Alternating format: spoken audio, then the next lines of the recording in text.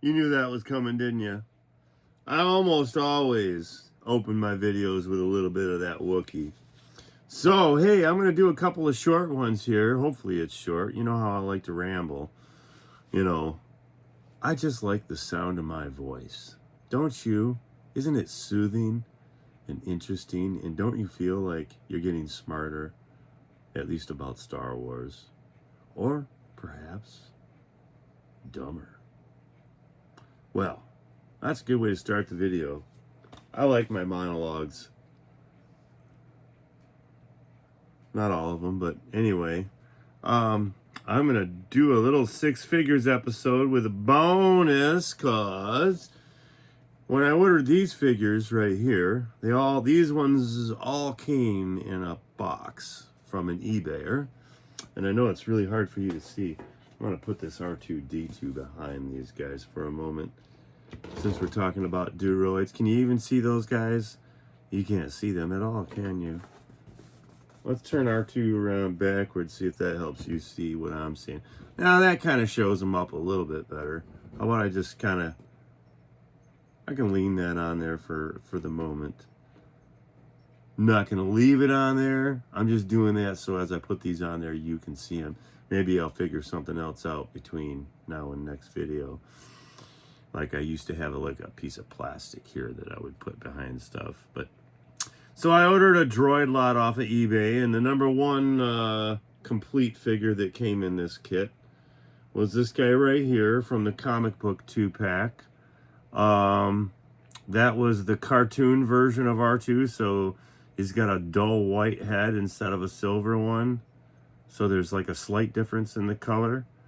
And then a nice bright white body, and the panel colors have some different shadings of blue. And of course down here on the legs they've added some blue, give it some good dimension, and it gives it, you know, ties it in with the eyeball up there. Get a little triadic thing going on there. And anything artwork related, you'll know, you know, triads make up a lot of stuff. And then he still has the 1990s thing where that light will shine through this and it'll brighten up the eyeball right there in the front. So he does have a clicking sound.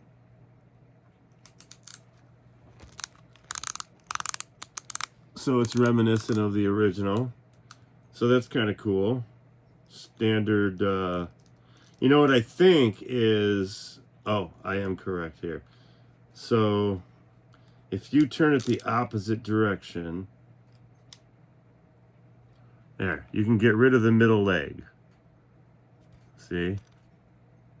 And then what you can do is you can screw it back down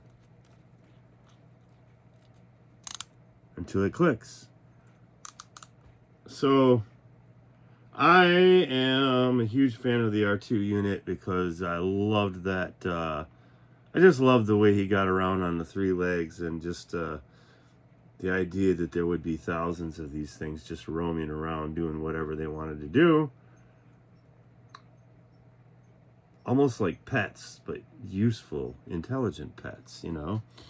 It's one of the things I loved about R2-D2. That's the kind of what the impression I got from him anyway. So I don't remember what version of R2 this is. I'm going to see. It has the same legs function, so I'm not going to demonstrate that again. I'm going to leave the leg down. This has a blast mark on it. So I'm unsure of which version this is. I need to go on and find a chart that shows me every definitive version of R2-D2. Because this is probably a 2000s era R2. This is very close to the R5 that I had bought in the Saga collection, original trilogy collection.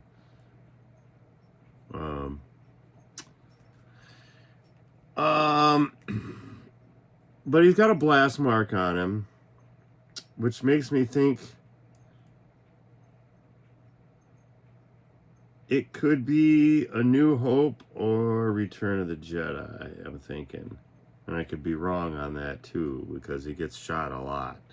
But I do remember in Return of the Jedi, he's sitting there on Endor, and he gets blasted by the stormtrooper. One of the stormtroopers gets him. It takes him out for a couple of minutes. All right. So anyway, that's one of the trilogy versions of R2. I'm quite sure. I don't think that would be any of the prequels. I think that would be one of the original trilogy, either A New Hope, Empire, or Return of the Jedi era R2. Could be wrong on that too, but I'm just taking a wild guess at what I think it is. This one. So this R2 does not have the telescoping thing. It's got a middle leg that pops out. So I'll just pop that out and show you up close. Put it back in, because I'm going to hold him by that so you can see all the other fancy stuff. If I don't drop him in the bloody trash can. So this is the Clone Wars cartoon R2-D2. And it did originally come with some other accessories other than what you see, but I got the arms out so you can see the utility arms. All right, and then you'll notice that this one, they've given him a very dark paint job on the head. So he's like got a dark blue metallic. So it's, to me, it looks like a completely different droid. Plus the fact that the panel on the front is different, because it's you know, they changed things up for the cartoon to give it its own flavor, and it was cool. I mean, it just looks like, to me, a variation on a theme, sort of like seeing the R5-D4 and the R2-D2 next to each other. Everything's the same except for the head's different, you know. So then so that's the 3 R2-D2s that came with that. Your cartoon version, the old comic book version, came in a 2-pack. One of the 2000s era telescoping R2s with the middle leg. And that had to have come around the same time as this guy right here, so they're almost the same mold. Almost. This guy, you can see, is missing some articulation on the legs, so that will have to be probably kit bashed with something down the road. Well, make some detail for it, and we'll get ourselves a little Gatorade. No Diet Pepsi today. I had to stick with Gatorade because that's all I had. And the Diet Pepsi people haven't gotten a hold of me to give me free Pepsi to drink during my videos, so I don't know if anyone out there watching this knows the Pepsi people. So we're going to keep talking about droids anyway. So we got 3 different versions of R2-D2, and now I'm going to say definitively 3 different versions of C-3PO, because one of these C-3POs is definitely a darker gold than the other, and one of them is clearly the non-covered version from it would be episode 2, when they find him at the Lars homestead.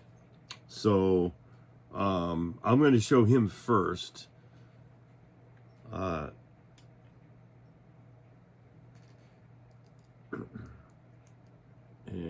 I just want to make sure he's not going to fall off the stand. All right, so if I remember correctly, this came with some panels that you could put on the droid. There you go. Now you can see the detail.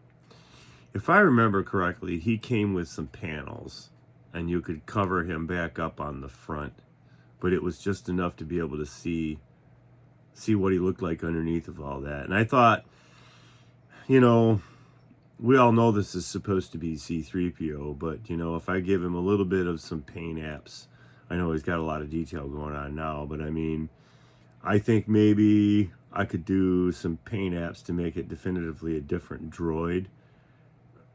Maybe a little bit. And, who knows? But I would like to, I think I'm going to park him in the mix of a bunch of Jawas, you know, so they have maybe they're working on a C-3PO of sorts. Well, I knocked the sign over, so I can tell that's not going to work for future videos, but we'll see if I can prop it back up there for the moment. So we'll see if I can get this 3PO back in here, and then we'll put this R2 right in front of him. There. So there's a C-3PO and an R2-D2. I'm gonna move this R2 forward. I'm gonna grab this C-3PO right here and talk about him. He is got a slightly discolored right lower leg. So this is pretty close to a screen accurate. If you can see how that's not quite, it's like a silverish color. And it picks up the gold from everything else around it. So there's a lot of reflection on it from the other leg. And it picks up all that gold, and it actually kind of keeps your brain thinking that you're seeing gold. But it's a silver leg. Even if it's got a little bit of gold in it, and you get really close to it.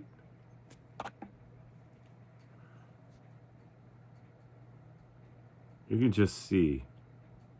Yeah, I hit the camera and it's wobbling. So, but you get what I'm saying, though. You see that's silver. Now you can see the difference between the two of them. Well, yeah. Anyway, but C-3PO, we all know what C-3PO looks like. This is a very good likeness. It's a very good sculpt. There's a lot of detail going on right there. I had the 12-inch version of this. The 1970s version 12-inch one, the original 12-inch one. And then I also had the one from the 1990s that was the, you know, your $20, I forget what that was called. That might have been in a vintage collection of some sorts. But anyway, they came out in the 90s with all the other stuff that came out. And I had that one, and I think I still have that in my collection downstate, which will probably stay with my sister because my sister was an avid Barbie collector, and I think if she was going to dedicate shelf space to anything, it would be that stuff, and if anything, the 12-inch figures, because that was more along the lines of the stuff that she played with all her friends. She had a few little action figures, but kind of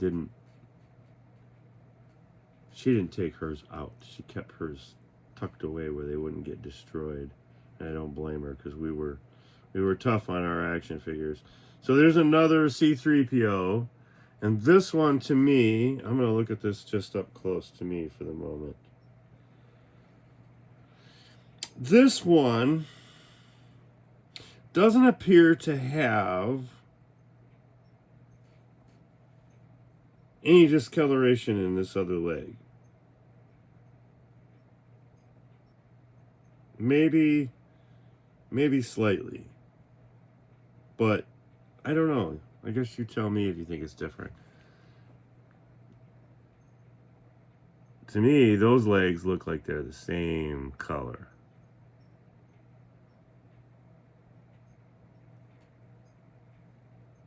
And the one that's showing up looking gold on the camera is actually, it's the right leg.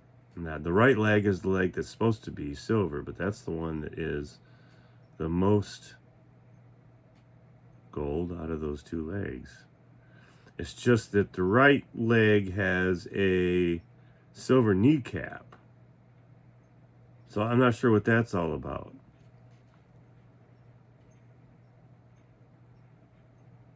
Interesting. So I don't want to get too lost in the C-3PO thing that's going on. But these two C-3POs are definitely different. Because this one definitely has, the one in the middle over here, he has a silver leg.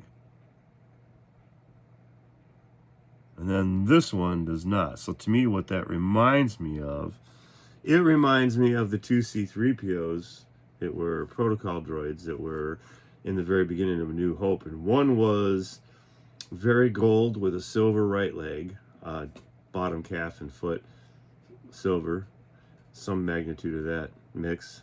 And then the other C-3PO that was standing behind C-3PO, the other protocol droid that was standing behind C-3PO, was all one color, but a lighter color, kind of silverish gold. Not as gold as C-3PO is as a whole, but definitely a golden droid, but a lighter color of that. There was definitely a variation on those two droids. I remember it. Because I remember he wasn't a silver C-3PO. It was definitely a goldish C-3PO. But, yeah, C-3PO went one direction, that guy went the other, and then that was the last you saw. It was only in, like, the one very beginning scene. But, anyway, if I were to do these two in a diorama, I would probably do the Tantive 4 diorama with these two C-3POs, because to me they look to me, this is definitely more gold than this, and he definitely has a silver-ish right leg down there, so that's definitely C-3PO. And then this was, to me, this would fit in a Tantive 4 diorama. I don't know, not this R2, because it's obviously not that very beginning of New Hope. There's plenty of R2s that I could use for that would work just fine. So what came with these guys when I bought this? It was an eBay droid lot. There was this droid body. Okay. So it's a white astromech droid with, orange paneling and detail. So that's pretty cool. I'm going to put it down here on the bottom shelf where the camera really can't see it, because it's not that important right now. The other one that came in is this. This is a C-3PO type protocol droid, but it is a silver, like pewter colored body. So, yeah, that's pretty cool. And I'm okay with it just being that. I mean, when you have a Jawa sandcrawler full of Jawas, you're going to need droid parts and a few arms and legs of mismatching things, especially if it's all broken up with wires hanging out of it. It's going to fit the diorama. Another thing that I got was another R2 unit, and this is the one that was released, and I can't remember the astromech's name, but it was the golden colored one that was released. This is the one that Obi-Wan was given to replace his R4 unit that his head was taken off in the very beginning of the movie. And this was the droid he got later on that he replaced R4 with. But this one does not have its head. So it shares the same fate as its predecessor, although I don't think it was the Clone Wars that took its head off. But if you've seen any of my kit bashing stuff, you know that I have a way of making astromech heads out of those little gumball bubbles that come 50 cents. They come with a toy. So I'll go and I'll drop a few quarters and change, and I'll buy a bunch of those. And if I get anything in those gumballs that are worth kit bashing, I'll save the silly toys that are in there. But I'll definitely take about maybe a 1/4 inch or less off of the bottom of the little plastic tube bubble thingy. And I will make an astromech head to go on this, and he will be custom and kit bashed. So that was, since it's an incomplete droid, I'm just lopping it down here in a pile of droid parts. So one astromech with legs only, and one astromech body and one protocol body. So I just got a message I was reading. So that's it. So what also came with this is another incomplete droid, a protocol droid. And perhaps these may have gotten some weather. See, now this one, still not the same gold as this C-3PO up top. But as you can see, he is missing an arm. So he's an almost complete protocol droid. We're going to throw him in the bottom pile. And what did come with them is this droid came in. I'll show you what I got when I got this droid. He didn't have a right leg. He was missing his right leg, and he was missing both of his arms. But he had his head and his torso and one leg.